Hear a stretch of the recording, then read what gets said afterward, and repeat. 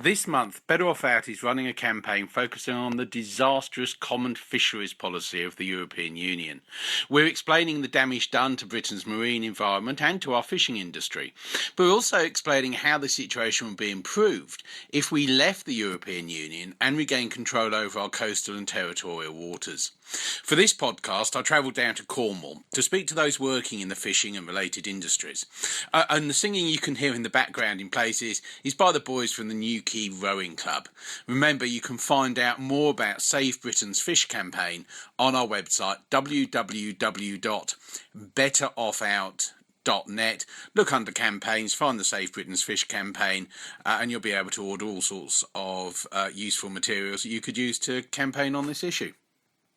So for the first section, we're going down to the dockside in Penzance, where we learn about the tragedy of the discard policy. So let us hear it for true, His army never die. Let's hear it for critics.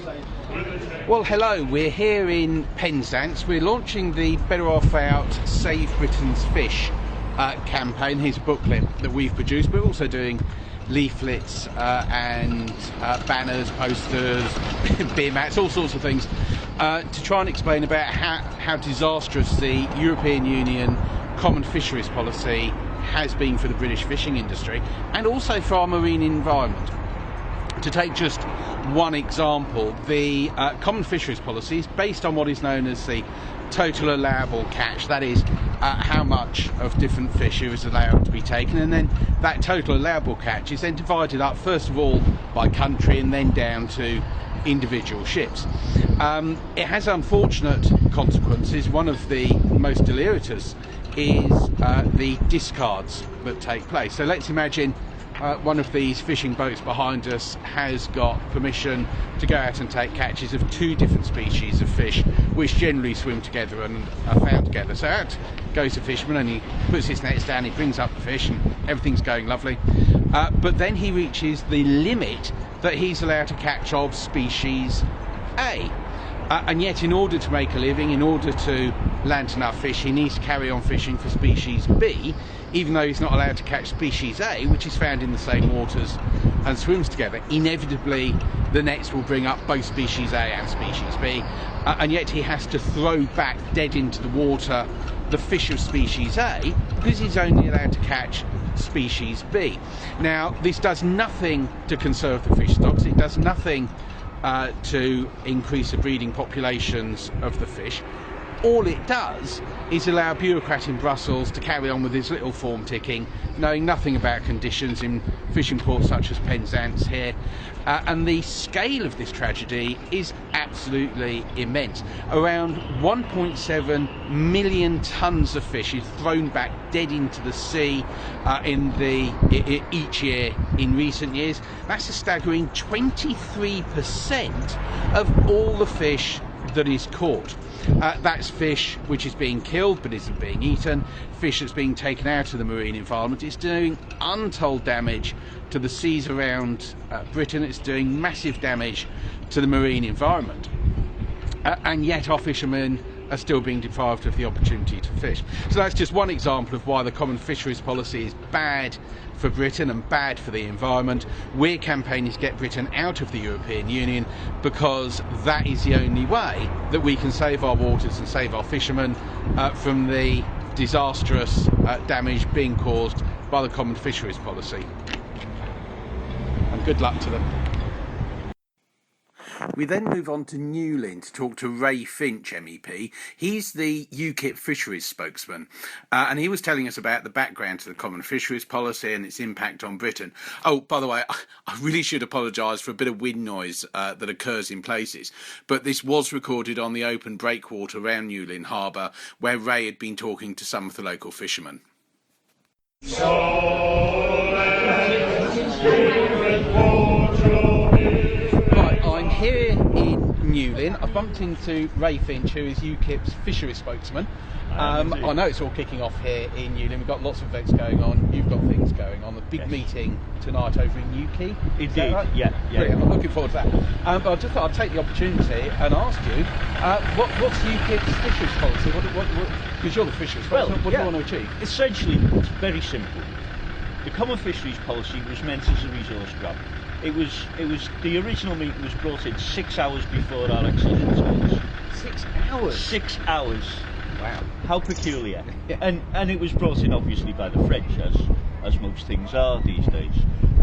So ours is essentially, the UN law of the sea says we can have a 200-mile exclusive economic zone. That's what we want. Once we have that, then all of those really rich British waters can come back to us. And it's not just about the fishermen themselves, and it's not just about the boats, it's what's on land. You see all around, even Newlyn, which is absolutely stunning, you know, it's dying. It's dying because there's no business, there's no fish for them to catch. The EU decides who catches it, when and what. So once we have that decision, we can make what's best for our country and for the inland, because for every man that goes out to sea, there's 10 jobs that are supported on land. So if we can get our fisheries industry back again, and we can control it, so that we don't have the situation now with bass, where French and Belgian pair trawling has wiped out 80% of the biomass. Once we have a sustainably working, then our fishermen can earn a decent living, and our ports and our harbours can run again. And if in the meantime we have to sell some licences to any other national boats, every penny that comes from those licences will go back onshore to make sure that the facilities here for the training for apprentices, all of that money will go straight back. It won't go into the treasury to waste on foreign aid or any of that old rubbish.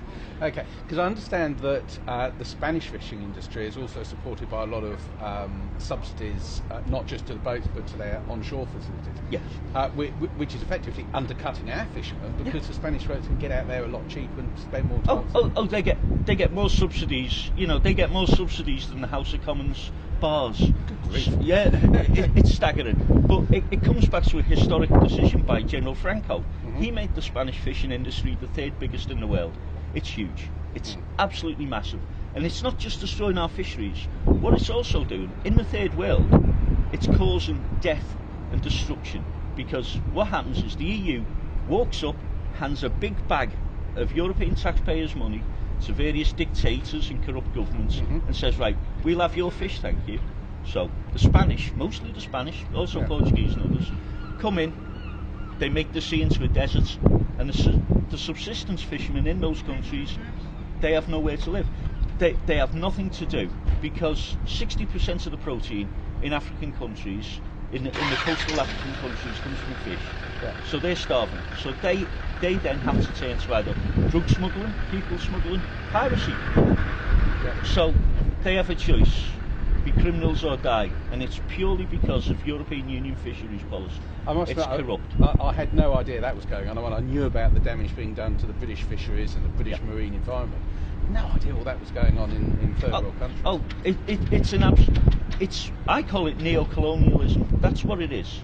They're just buying off the ruling classes of those countries to help them rape the resources. And some of the African countries now, the seas are like deserts. Yeah. Now I understand you're going on a tour up to Scotland. I am indeed, yeah. Where are you going to be visiting? Oh, everywhere. Aberdeen. I'm starting off with Glasgow, funnily enough, which should be fun. But Aberdeen, we're going up to the Shetland Isles. I'm going to try to get as many ports as possible. Myself and David Coburn, who's our Scottish MEP, we're going to go round, because the fact is, my job as an MEP isn't to tell them what to do. It's to go round, and I'm going round as much of the country as possible to listen to them. And I'm just off to the pub now with Dave Hicks and a few of the other fishermen, and we're going to have a chat for the afternoon. Then I'm going to see the head of the local fisheries here for a couple of hours, and then we're going to have a nice big meet. But that's what it's all about. It's about listening. It's not about telling. We know what needs doing. We know what needs doing specifically. Get our waters back. But every local fishery has its own problems. And what I have to do is understand as much of it as possible. and that's the secret. Great. Well, if you're heading to the pub, I'm not going to hold you up. Thanks very Great. much for sparing Thanks the time. very much, Have a good day. All right. We remain in Newlyn to speak to Truro-based chef Sanjay Kumar about his love for Cornish seafood. We then accompany Sanjay to a local primary school in Newlyn, where he teaches local school children the importance of local seafood and shows them some easy recipes. All this, incidentally, we're very likely to lose if we stay in the European Union and their awful Common Fisheries Policy. So let us hear and Portugal here, Meg's army never die. Let's hear and Portugal with its engine steaming by. Let's hear and Cold Harbour. Well, we're in Newlyn in Cornwall. Behind us is the fishing harbour. The fishing boat's going out at the moment as we're approaching high tide. I've met Sanjay Kumar. You're the founder of the School of Cornish Sardines. I think I've got that right. Perhaps you can tell us what that's about. School of Cornish Sardines is a mobile cookery school based in Cornwall, which encourages people to reconnect with freshly cooked, locally sourced food. It's based on the rich fishing heritage of Cornwall, and fish used to bring communities together. And my idea is, if we take that idea and put it into fresh food eating, then communities can eat better and live well, based on sharing traditional recipes and getting better at what they eat. Okay, now Newlyn, I think, is the busiest fishing port in Cornwall. More fish comes in here than anywhere else. What sort of seafood are they bringing in here? All sorts, really. In Newlyn, you could in a good fish market day, you could find cuttlefish, you could find sardines, pilchards here, mackerel, bit of pollock, bit of more lesser known eaten fish like wrasse or parrotfish, or even lobsters and crabs are landed in Newlyn. Oh, wow. It's a mixture of everything. Scallops, you can see a scalloper down there right now. Pouting, whiting, you name it. I have been told there are around 53 different species of fish and shellfish landed in Newlyn, so it's quite a busy port.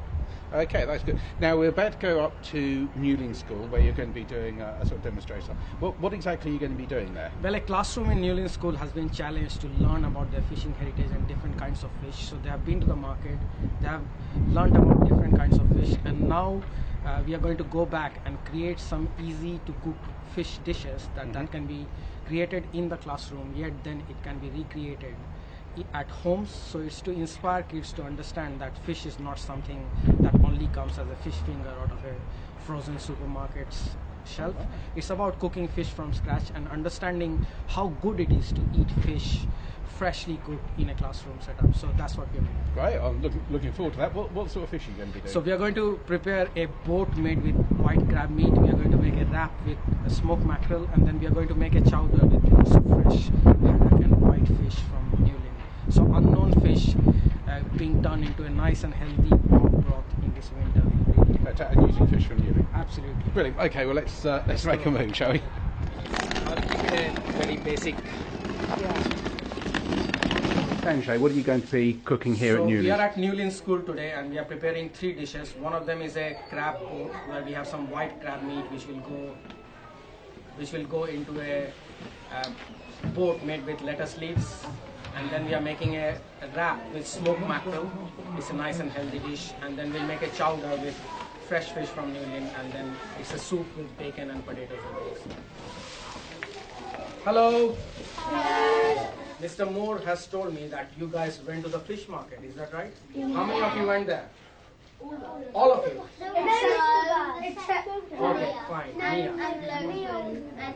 So the idea is, you need to tell me, what did you see in the fish market? fish. Yeah. We saw some king prawn.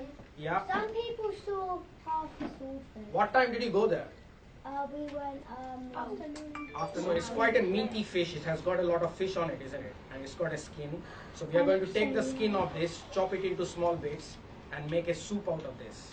Okay? You're making me really hungry. Mackerel in here. And then, this is how easy it is. And you guys are watching, yeah? Because we are going to make a lot of these later on.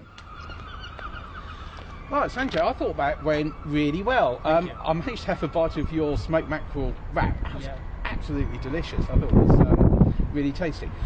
Anyway, now we're here from Better Off Out, looking at the fishing industry and the Common Fisheries Policies. Now, Now, our view, of course, is that if we were to leave the European Union and the Common Fisheries Policy, it would benefit local fishermen. But you're with the slow food movement, so I was wondering what's your take on fisheries? As a head of slow food movement in Cornwall, I get to speak to a lot of fishermen, a lot of farmers, and there's a common belief in fishermen that why don't you leave our seas and our lands and our areas where we draw livelihood from to us. I mean, God made the land and man made the boundaries, so how are people sat in Brussels or some other part of Europe going to ever understand what hardships a fisherman is facing in Cornwall?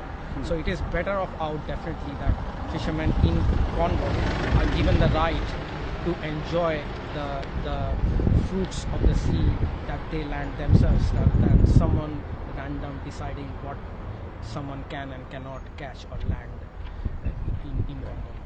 Okay, but I mean, you know, if it's slow food, are you looking to source your food locally? Because some of the seafood we saw coming is actually fantastic.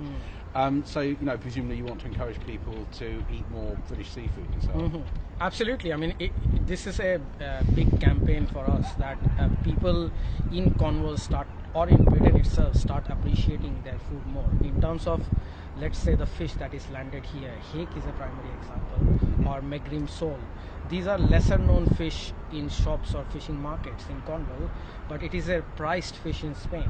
So it is a role of me as a chef or as a leader of slow food movement to encourage people to understand that this is our prime source of protein. Why don't we enjoy it more here rather than it being fished off completely and taken and enjoyed by the Spanish, for instance. So as local food is concerned, it is my job to encourage people to eat more of locally sourced seafood. Well, I was going to say I'll agree with that after that smoked mackerel. Absolutely fantastic.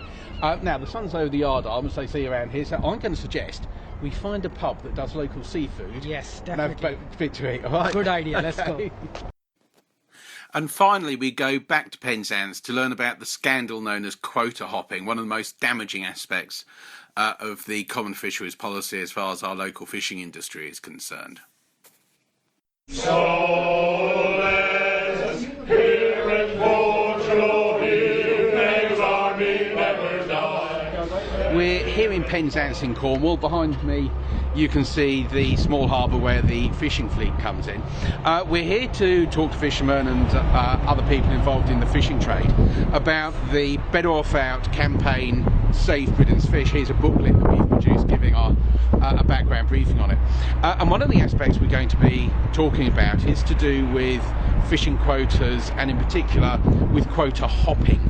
Now, back in 1983, when the European Union's Common Fisheries Policy was dividing up how much fish different countries can catch, Britain started off with 80% of the fishing stocks, and yet we were allocated only 37% by volume and a mere 12% by value of the stocks that overwhelmingly were British. Now that was bad enough, but even worse was to come. Foreign fishing boat owners started buying up British quota, and they were bringing over boats from Spain, from France, and claiming that they were British ships and registering them in British ports such as Penzance here, even though they never come here, the crews aren't registered here, the ships never put in, and yet they were registering them as if they were British ships. That was known as a practice known as quota hopping. The British government passed a law making that illegal and saying that only ships that put into British ports and had British crews could register as Britain. But the European Union overruled that. It was a case that went to the European Court of Justice, well, so-called justice, and they decided that no, a ship can call itself British even if it's got nothing to do with Britain. It isn't owned by a British company, it isn't crewed by British.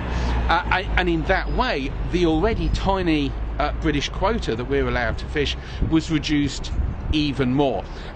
There was a a case in 2012 when two Spanish ships that was pretending to be British, were fishing from the British quota, were hauled up in court for using illegal fishing gear. And Greenpeace issued a statement at the time which said, given that these fishermen were operating on British quota in British waters and had received millions in subsidies, little of the benefits would ever be fed back into the UK economy.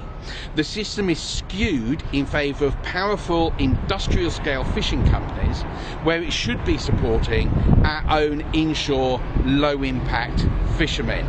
They make up 77% of the UK fleet, but get access to only 4% of the UK quota. So it's not just us saying this, Greenpeace agree as well. The current situation is a complete scandal. But if Britain were to leave the European Union, we could leave behind the iniquities of the Common Fisheries Policy, have our own fishing policy, support our fishermen, conserve our fishing stocks, improve the marine environment, and basically everyone would be a winner, except, as Greenpeace says, the powerful industrial scale fishing companies from abroad. Bit of a no-brainer if you ask me. We should vote to leave the European Union. Okay, well that's it for this week. We'll be doing more about the Save Britain's Fish campaign in the next podcast.